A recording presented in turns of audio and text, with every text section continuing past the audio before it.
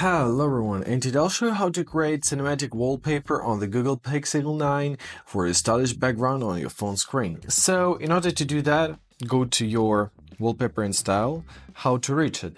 Find a blank space on your home screen, give it a hold. In this pop-up menu, find wallpaper and style, tap here. Here find your more wallpapers, find my photos tab, and now choose from your photos, alright? So press camera. Let's choose this one. So we've chosen our photos, give it a few seconds to load up, right? So, and to give it this liveness, to give it a cinematic effect, find this star icon right here, press on it, press create cinematic wallpaper, and that's it. They're created. Now we've got our cool AI created cinematic wallpaper. So if you like the result, you see what's going on. Looks amazing to me. If you like the result, press where you want to set it, on your home screen or lock screen. I'll set it on my home screen, right? Looks amazing to me.